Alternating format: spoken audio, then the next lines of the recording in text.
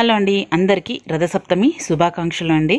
ఈరోజు సూర్యుడు 7 గుర్రాలపై, తెల్లని 7 గుర్రాలపై వస్తాడు అని చెప్పేసి ఒక నానుడి అండి. సో అందుకని రథసప్తమి సెలబ్రేట్ చేసుకుంటారని విన్నాను అనమాట. సో అందుకని ఇవాళ స్వామివారికి పాలతో నైవేద్యం వండి అర్ఘ్యం ఇచ్చి పూజ చేసుకున్నాను. చూడండి కంటిన్యూ వీడియో.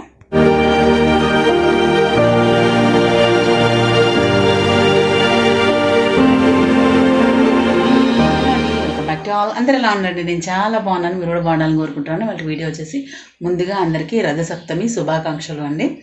రథసప్తమి స్పెషల్ ఏంటంటే ఫస్ట్ టైం నేను సూర్యుడికి పూజ చేసుకుంటున్నానండి. ఎవరైనా కానీ ఏదైనా పనులు అనుకుంటే జరగకుంటే మట్టుకు ఖచ్చితంగా సూర్యభగవాను కొలుచుకుంటే మనకు అన్నీ అనుకునేవన్నీ నెరవేరుతాయని ఒకటి ఉందండి.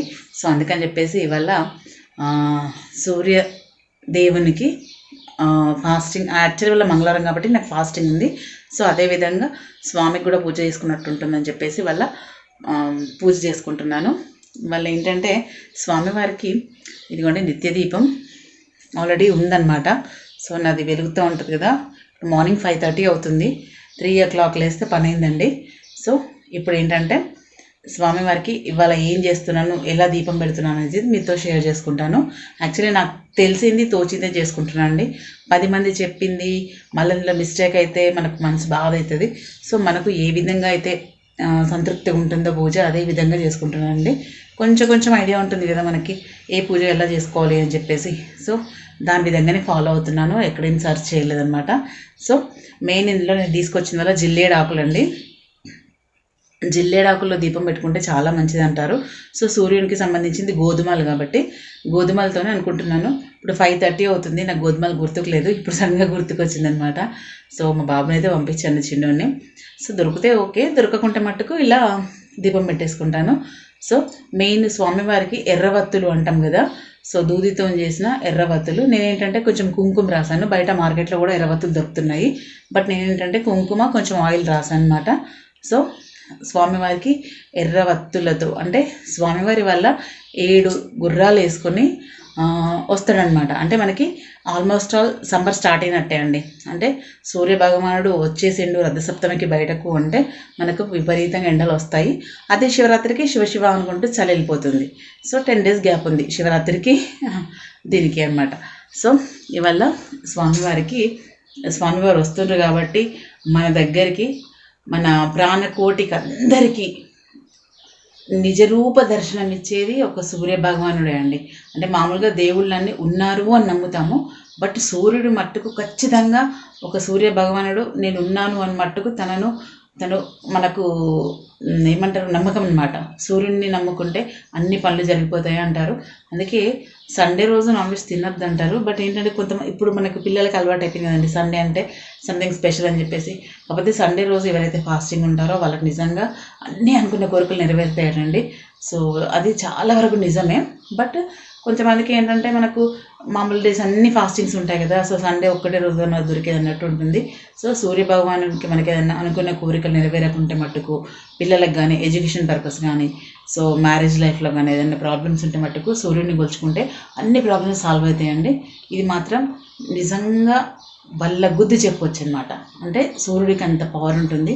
సో మనకు సూర్యుడు చాలా ఇంపార్టెంట్ మన లైఫ్లో.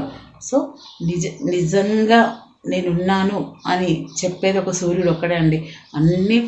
అన్నిటినీ మనం పూజ రూమ్లో పెట్టుకొని పూజిస్తాం, కానీ సూర్యుడిని పూజ రూమ్లో పెట్టుకోలేమండి, తనను బంధించలేము. సో మనకు మార్నింగ్ వస్తాడు కాబట్టి స్వామివారిని పొద్దున్న లేచి అలా స్వామివారికి ఒక నమస్కారం చేసుకుంటే ఆ రోజంతా ప్లెజెంట్గా గడిచిపోతుందండి.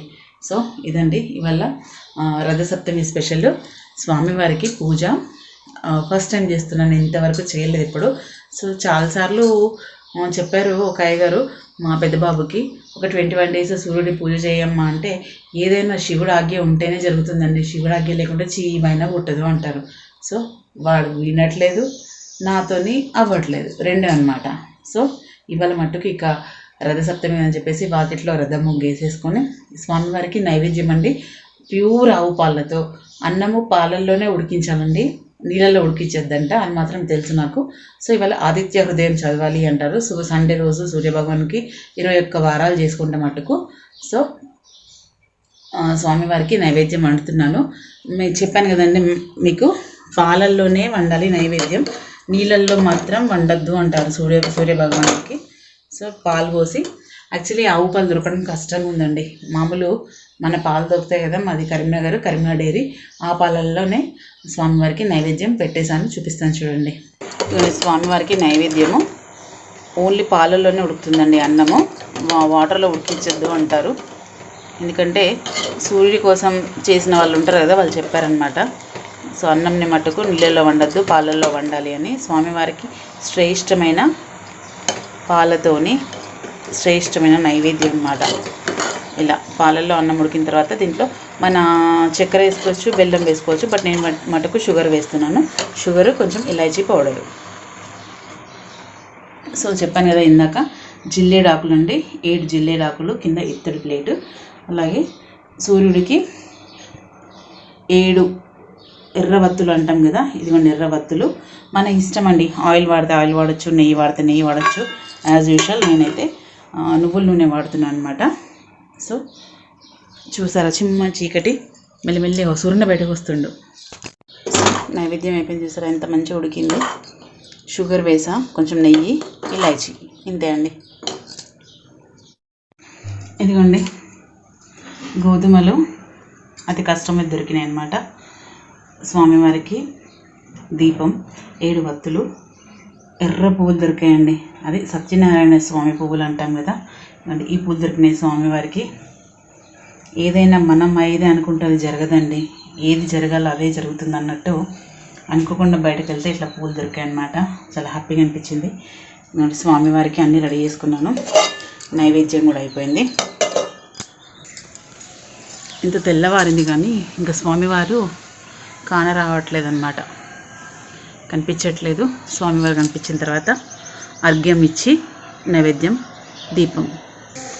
ఇదిగోండి వాళ్ళ ఇంటి ముందు రథం ముగ్గు.